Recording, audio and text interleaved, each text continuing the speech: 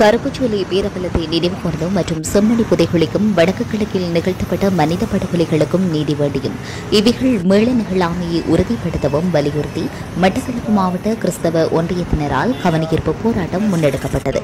மட்டக்களப்பு காந்தி பூங்காவில் நடைபெற்ற இக்கவனஈர்ப்பு ஆர்ப்பாட்டத்தில் மட்டக்களப்பு மாவட்ட கிறிஸ்தவ ஒன்றியத்தின் அருத்தந்தையர்கள், மட்டக்களப்பு மாவட்ட வலிந்து காணாமல் ஆக்கப்பட்ட உறவுகளின் உறவினர்கள் மற்றும் சிவில் சமூக ஆர்வலர்கள் என பலரும் கலந்து கொண்டனர். இதன்போது கருப்புச்சோலை ஸ்ரீலங்கா அரசு பயங்கரவாதத்தின் கொடூரம், செம்மணி புதைகுழிக்கும் சர்வதேச விசாரணை வேண்டும், தமிழர் தாயகத்தில் இலங்கை அரசாங்கத்தால் நிகழ்த்தப்பட்ட மனித புதைகுழிகளுக்கும் சர்வதேச நீதி வேண்டும், வலிந்து காணாமல் ஆக்கப்பட்டோருக்கு நீதி வேண்டும் என்கின்ற வாசகங்கள் அடங்கிய பதாதைகளை ஏந்தியவாறும் கோஷங்களை எழுப்பியவாறும் ஆர்ப்பாட்டத்தில் ஈடுபட்டனர். சர்வதேச நீதி பொறிமுறையின் கீழ் வடகிழக்கில் நடந்த இனப்படுகொலைகள் தொடர்பான விசாரணைகள் முன்னெடுக்கப்பட வேண்டும் எனவும் இதன்போது வலியுறுத்தப்பட்டது.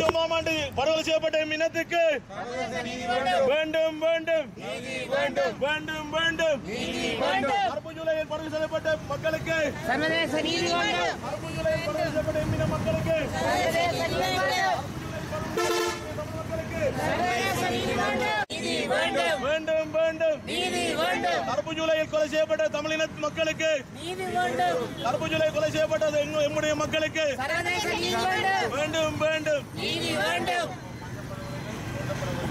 தமிழர் தாயத்திலே கொலை செய்யப்பட்டு புதைக்கப்பட்ட புதைகுழிகள், தமிழர் தாயத்திலே கொலை செய்யப்பட்டு பேரினவாதிகளால் புதைக்கப்பட்ட புதைகுழிகள், புதைகுழிகள், தமிழர் தாயத்திலே அரசால் புதைக்கப்பட்ட புதைகுழிகள், தமிழர் தாயத்திலே தமிழ் மக்களை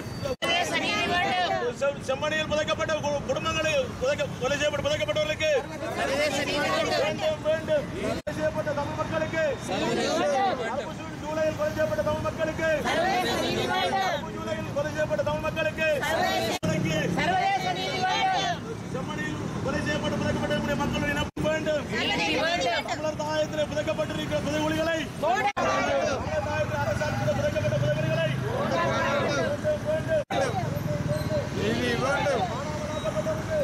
சர்வதேச நீதி வேண்டும். மக்களுக்கு நீதி வேண்டும். கருப்புச்சோலையில் கொலை செய்யப்பட்ட மக்களுக்கு நீதி வேண்டும். தமிழர் தாயத்திலே கொலை செய்யப்பட்ட அரசால் புதைக்கப்பட்ட புதைகுழிகள், தமிழர் தாயத்திலே கொலை செய்யப்பட்ட அரசால் புதைக்கப்பட்ட வேண்டும் வேண்டும் வேண்டும் வேண்டும். தமிழர் தாயத்திலே அரசால் கொலை செய்யப்பட்ட தமிழ் மக்களை புதைத்த புதைகுழிகள், தமிழர் தாயத்திலே கொலை செய்யப்பட்ட செம்மணியில் கொலை செய்யப்பட்டு புதைக்கப்பட்ட எம்முடைய மக்களுக்கு வேண்டும் வேண்டும்.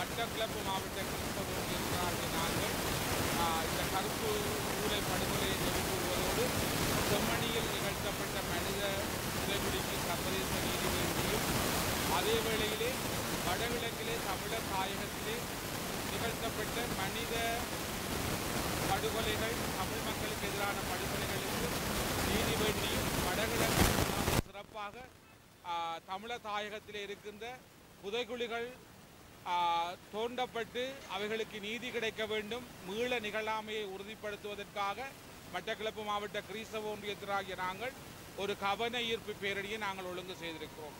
இன்றைக்கு 42 ஆண்டுகளுக்கு முன்னர் இலங்கையிலே வாழ்ந்த தமிழர்களுக்கு எதிராக இலங்கை அரசினால் திட்டமிட்டு நடத்தப்பட்டதுதான் இந்த ஜூலை இனக்கலவரம் என்று சொல்லப்படுகிற ஜூலை தமிழின படுகொலையாகும்.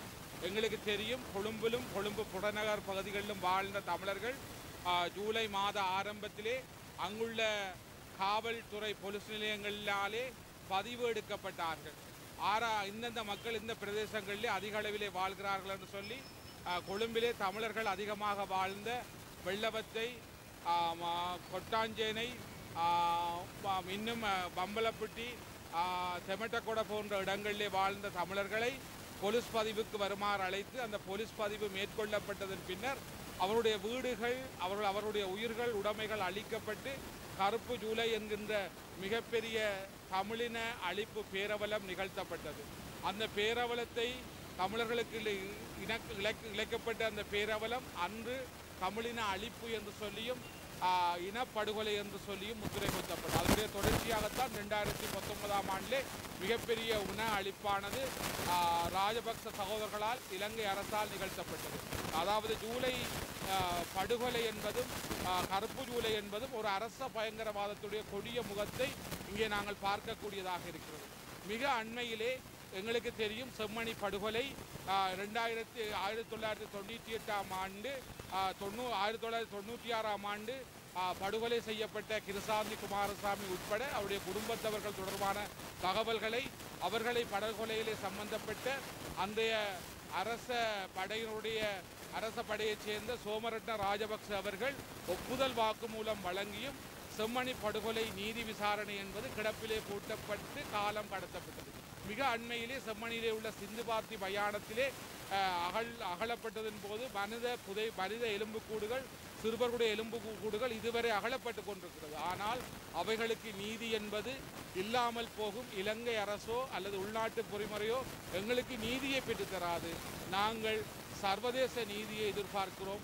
செம்மணி படுகொலை நிகழ்த்தப்பட்டமைக்கு எங்களுக்கு சர்வதேச நீதி வேண்டும். அதே வேளையிலே தமிழர் தாயகத்திலே நிகழ்த்தப்பட்ட தமிழகத்துக்கு எதிரான இனப்படுகொலைகளுக்கு நீதி வேண்டும்.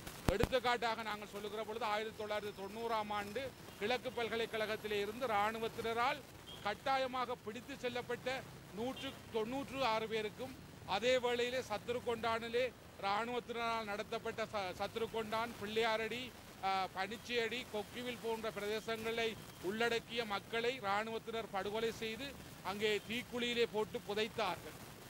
இவைகளுக்கு எங்களுக்கு நீதி வேண்டும். நாங்கள் சந்தேகிக்கிறோம், இங்கே தமிழர் தாயகத்திலே இருந்த பாரிய இராணுவ முகாம்களை அண்மித்த பிரதேசங்களும் இராணுவ முகாம்களை அடையாளப்படுத்தி மக்கள் காணாமல் போக செய்யப்பட்டிருக்கிறார்கள்.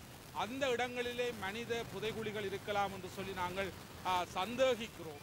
ஏனென்றால் உங்களுடைய கடந்த வரலாறும் செம்மணி புதைகுழியும் கொக்குளாயிலே தோண்டப்பட்ட புதைகுழியும் எங்களுக்கு தமிழர்களை இராணுவம் படுகொலை செய்து புதைத்ததனுடைய ஆதாரங்களாக இருக்கிறது. ஆகவே நாங்கள் இந்த புதைகுழிகளுக்கு நீதி வேண்டி நிற்பதோடு கருப்பு ஜூலை நிலத்தை நினைவுகூறுவதோடு கருப்பு ஜூலையிலே நடந்த வெளிக்கடை படுகொலையிலும் கொள்ளை செய்து கொன்று ஒழிக்கப்பட்ட படுகொலை செய்யப்பட்ட 53 கைதிகளையும் நாங்கள் நினைவுகூறுவதோடு இன்றைய நாளிலே நாங்கள் கோரி நிற்கிறோம்.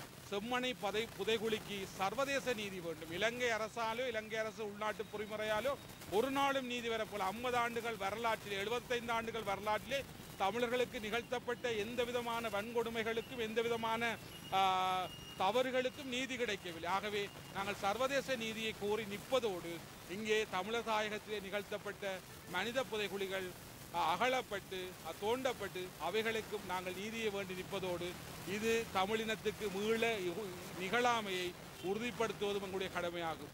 ஆகவே இன்றைய இந்த கவனஈர்ப்பிலே கலந்து கொண்ட ஒவ்வொரு மக்களுக்கும், சிறப்பாக சமய தலைவர்களுக்கும், வலிந்து காணாமலாக்கப்பட்ட சங்கத்தைச் சேர்ந்த உறுப்பினர்களுக்கும், எங்களுடைய ஊடக நண்பர்களுக்கும் எங்களுடைய நன்றிகளை மட்டக்களப்பு மாவட்ட கிறிஸ்தவ ஒன்றியத்தின் சார்பிலே தெரிவித்துக் கொள்கிறோம். நன்றி. வணக்கம். வலிந்து காணாமலாக்கப்பட்ட உறவுகளின் சங்கம் மட்டக்களப்பு மாவட்டம், அமலராஜ் அமலநாயகி. இன்றைய தினம் கிறிஸ்தவ மத ஒன்றியத்தினரால் இந்த கருப்பு ஜூலை தினத்தை முன்னிட்டு இன்றைய நாள் மட்டக்களப்பு காந்தி பூங்காவில் ஒரு கவன ஈர்ப்பு போராட்டம் ஒன்றை நடத்தினார்கள். அதுக்கு நாங்களும் எங்களுடைய ஒத்துழைப்பை வழங்கியிருந்தோம். கடந்த காலங்களாக 42 வருட காலமாக ஒவ்வொரு தமிழ் இனத்துக்கு ஒரே இன அழிப்பை ஏற்படுத்திய ஸ்ரீலங்கா அரசாங்கம் இந்த 2009 யுத்தம் மௌனிக்கப்பட்ட போது பாரிய இன அழிப்பை இது செய்தார்கள். கருப்பு ஜூலையில் தொடங்கி 2009 வரை அந்த தமிழர்களுக்கு எதிரான இன அழிப்பை நடத்தியது இலங்கை அரசு. இந்த இலங்கை அரசினால் இந்த உலக பொறிமுறையின் ஊடாக எமது உறவுகளுக்கோ இந்த நடந்த இன அழிப்புக்கோ கிழக்கு மாகாணத்தில் பார்த்தீங்களா நிறைய கொத்து கொத்தாக மக்களை சுற்றி வளைப்பின் போது 90ஆம் ஆண்டு காலப்பகுதியில் பல்கலைக்கழகத்தில் இருந்து கொக்கடிச்சோலை வரை சத்ருகொண்டான் அப்படியான இடங்களில் பல மனித புதைகுழிகள் இருக்கின்றது. அது தோண்டப்பட வேண்டும். கிழக்கு மாகாணத்தில் 2009ற்கு பிறகு காணாமலாக்கப்பட்ட 2009க்கு முதல் காணாமலாக்கப்பட்ட உறவுகள் பல பேரை கொன்று கடற்கரைகளில் புதைத்ததாகவும் கடலில் கல்லை கட்டி எறிந்ததாகவும் கூறப்படுகின்றது. இதுக்கு சாட்சியங்கள் வந்தாலும் இதை திரும்ப தோண்டுவதற்கோ அல்லது இதை விசாரிப்பதற்கோ இலங்கை அரசாங்கமோ தயாராக இல்லை. சாட்சியங்கள் எல்லாம் மறைக்கப்பட்டு தான் வருகிறது. இலங்கையை பொறுத்தவரையில் ஒரு சிங்கள ஆதிக்கத்தின் ஊடாக இந்த தமிழ் மக்கள் அள்ளித்து ஒழிக்கப்பட்ட ஒரு நாளாக கருப்பு ஜூலை மாதத்தில் ஆரம்பிக்கப்பட்டு 2009 வரைக்கும் இருக்கின்றது. 17 வருட காலமாக எமது உறவுகளை தொலைத்துவிட்டு வீதிகளில் இருந்து நீதி கேட்டு உள்ளக பொறிமுறையின் ஊடாக எந்த ஒரு நீதியும் கிடைக்க பெறாது என்பதனால் தான் நாங்கள் இந்த 17 வருஷமாக நாங்கள் சர்வதேச நீதி பொறிமுறையை கேட்டு நிற்கின்றோம். சர்வதேச நாடுகளும் இதுக்கு செவி சாய்க்காமல் உள்ளக பொறிமுறையை வலியுறுத்துகிற மாதிரியும் ஒவ்வொரு தரமும் ஜனாதிபதிகள் மாறும்போது சிங்கள அரசு தலைமைகள் மாறும் பொழுதும் அவங்கள் கால அவகாசங்களை கொடுத்து அல்லது உள்ளக பொறிமுறையின் ஊடாக எங்களுக்கு நீதி பெறும் என்ற ஒரு நம்பிக்கையை மக்கள் மத்தியிலும் அரசாங்கத்தையும் தட்டி கொடுத்து விட்டு செல்கின்றார்கள். சர்வதேச ஆணையாளராக இருக்கட்டும் கடைசி நேரத்தில் அதைத்தான் சொல்லிவிட்டு போயிருக்கின்றார். உள்ளக பொறிமுறையின் ஊடாக தங்களுடைய கண்காணிப்பின் கீழ் கொண்டு வரப்படும். இவங்க கொண்டு வரப்படுற கலப்பு பொறிமுறையும் எங்களுக்கு உகந்தது அல்ல. அது ஒரு தோத்து போன ஒரு விஷயம். பல நாடுகளில் இந்த கலப்பு பொறிமுறையின் ஊடாக கொண்டு வரப்பட்டு தோத்து போன ஒரு பொறிமுறைகளை இலங்கைக்கு கொண்டு வருவதற்காக முயற்சிக்கின்றார்கள். அதில் எந்த ஒரு இதுவும் வரப்போறதில்லை. தரவுகளை திரட்டுகின்றார்கள், காலத்தை நீடிக்கின்றார்கள். எங்களோடு இருந்த தாய்மார்கள் 330க்கு மேற்பட்ட தாய்மார் தங்களுடைய கணவனை பிள்ளையை தேடினவர்கள் இன்றைக்கு இறந்து நிற்கின்றார்கள். சாட்சியங்கள் அளிக்கப்படுது. காலங்காலமாக 42 வருட காலமாக இந்த தமிழ் மக்களுக்கு நடந்த அநீதிக்கு ஒரு நீதி கிடைக்கவில்லை. இனியும் இந்த இலங்கை அரசாங்கத்தால் நீதி கேட்கிறது என்று தருவார்கள் என்ற நம்பிக்கை எங்களுக்கு துளியேனும் இல்லை. அதால தான் நாங்கள் சர்வதேச நீதி பொறிமுறையை கேட்டு நிற்கிறோம். காரணம், குற்றம் செய்ய சொன்னவர்களும் அவர்கள், குற்றவாளிகளும் அவர்கள். குற்றவாளிகள்கிட்ட போய் நாங்கள் நீதியை கேட்க இயலாது. அதால தான் எங்களுக்கு பாராமுகம் இல்லாமல் சர்வதேச நாடுகள் இதுக்கு ஒத்துழைத்து சர்வதேச நீதியின் ஊடாக நீதி பொறிமுறையின் ஊடாக எங்களுக்கு ஒரு சரியான ஒரு தீர்வு கிடைக்கப்பட வேண்டும். நீதி கிடைக்கப்பட வேண்டும். குற்றவாளிகள் தண்டிக்கப்பட வேண்டும், விசாரிக்கப்பட வேண்டும். சர்வதேச விசேஷ நீதிமன்றத்தின் ஊடாக எங்களுடைய உறவுகளுக்கு என்ன நடந்தது என்ற உண்மையை நாங்கள் அறிய வேண்டும். இந்த மனித புதைகுழிகள் எங்களுக்கு நெருப்பள்ளி போட்ட மாதிரி எங்களுக்கு மனசில் ஒரு தயக்கத்தையும் கவலையை நாளாந்தம் எங்களுக்கு இருக்கிற வேதனைகள் அதிகரிக்கிற வண்ணமே இருக்கின்றது. எங்களுடைய உறவுகளும் இந்த புதைகுழிகளில் இருந்து மண்டையோடுகளாக எச்சங்களாக எடுக்கப்படுவார்களோ மீட்கப்படுவார்களோ என்று இந்த வரைக்கும் நாங்கள் எங்களுடைய உறவுகள் உயிரோடு வருவார்கள் என்ற ஒரு நம்பிக்கையில் தான் நாங்கள் போராடி வருகின்றோம். காலம் செல்ல செல்ல அது அந்த எலும்புக்கூடுகளுக்கு கூட எலும்புக்கூடுகள் சாட்சியங்களாக வந்தும் கூட சர்வதேச அரங்கங்கள் ஏன் அந்த ஒரு மனச்சாட்சி இல்லாமல் அவர்கள் கொஞ்சம் மனிதாபிமானத்தை கூட இல்லாமல் அவங்க கொஞ்சம் யோசிக்கிறாங்க இல்லை. எங்களுடைய அவலங்கள் எங்களுடைய வேதனைகள் அவர்கள் புரிந்து கொள்றவர்களாக இல்லை. ஆகவே நீ சர்வதேச இனிய கண்மூடித்தனமாக இருக்காமல் காலத்தை இழுத்தடிக்காமல் இந்த வருகின்ற செப்டம்பர் மாதத்தில் எங்களுக்கான பாதிக்கப்பட்ட மக்களுக்காக நடந்த இந்த தமிழ் மக்களின் ஒரு இன அழிப்புக்காக ஒரு இனம் அழிக்கப்பட்டிருக்குது. அதுக்கான ஒரு சரியான சர்வதேச நீதி வேணும் என்பதை இன்றைய நாளில் கேட்டுக்கொள்கின்றேன். நன்றி. சற்று முன்னர் ஒரு தாய் சொன்னதை நாங்கள் கேட்டோம். அதற்கு முன்னர் பாசர் சொன்னதை கேட்டோம். நாங்கள் கேட்பதையெல்லாம் செவிடர் காதில்தான் போய் விழுமை ஒழிய அது நேர்மை உள்ளவனுடைய காதில் போய் விழாது. ஆகவேதான் நம்மையெல்லாம் நேர்வழியில் கொண்டு செல்ல வேண்டும். நமக்காக தம் உயிரையே மாய்த்த இயேசு ஆண்டவர் சொன்னதை நான் யோசிக்கிறேன். கேளுங்கள் கொடுக்கப்படும், தேடுங்கள் கண்டு அடைவீர்கள், தட்டுங்கள் திறக்கப்படும். இதைத்தான் நாங்கள் வருடம் செய்து கொண்டிருக்கிறோம், கேட்டுக்கொண்டிருக்கிறோம், தேடிக்கொண்டிருக்கின்றோம், தட்டி கொண்டிருக்கிறோம். கதவுகள் திறப்படுவதாக இல்லை. கேட்கின்றவர்கள் அழிக்கப்படுகிறார்கள், தேடுகின்றவர்கள் தொலைக்கப்படுகின்றார்கள், தட்டுகின்றவர்களை குழியில் போட்டு புதைக்கின்றார்கள். அப்படியான சமுதாயத்தில் வாழ்ந்து கொண்டிருக்கும் நாம் எம் உறவுகளை, நம் உடன்பிறப்புகளை, எங்கள் பிள்ளைகளை, எங்கள் சொந்தங்களை, எங்களோடு நெருங்கி பழகியவர்களை வடக்கில் கிழக்கில் எல்லா இடங்களிலும் அவர்கள் அழிவை கண்டு கொண்டிருக்கின்றோம். இந்த அழிவை நான் நேராக கண்ணால் பார்த்தவன். கொக்கடிச்சோலை கிராமத்தில் அங்கு கொக்கடிச்சோலையில் இருந்த ஆமி பாதைக்கு போயிருக்கிறது. அவருக்கு வரும் சாப்பாட்டை கொண்டு வர ஒரு டிராக்டர் போகும்போது புலிகள் தாக்கியிருக்கிறார்கள். எல்லாம் தவிடு பொடி. அதற்கு கிடைத்த விடை, அந்த ஆமி இருந்தவர்கள் சாகவில்லை, ஒரு 2 பேர் காயப்பட்டிருப்பார்கள். ஆனால் அப்பாவி மக்களை மகளிர் தீவு கிராமத்துக்குள் புகுந்து அந்த இளம் பெண்களை கற்பழித்தார்கள். அந்த இளைஞர்களையும் மற்றவர்களையும் ஒரு சின்ன ரைஸ் மில், அரிசி ஆலை, அதுக்குள் தள்ளி நெருப்பு வைத்து எரித்தார்கள். அது ஒரு புறம். அடுத்த முறை இன்னும் ஒரு அடிபாடு. ரால்குழியில் உள்ளவர்களை டிராக்டரில் ஏற்றினார்கள், ஏற்றி கொண்டு போகின்றார்கள். அதை ஒரு டாக்டர் பார்க்கின்றார், அவரையும் ஏற்றினார்கள். டிராக்டரில் ஏற்றி கொண்டு போனவர்களை சுட்டார்கள். எங்கு புதைத்தார்கள் ஆண்டவருக்கு தான் தெரியும். அங்கெல்லாம் நாங்கள் குழிகளை தோண்ட வேண்டும். நடைபெற்ற இந்த மறைக்கப்பட்ட இந்த உண்மைகளை வெளிக்கொணர கடமைப்பட்டிருக்கிறோம் அன்புள்ளவர்களே. அதே போன்றுதான் ஊரணியிலும், அதே போன்றுதான் ஏனைய இடங்களிலும் கிழக்கிலும்.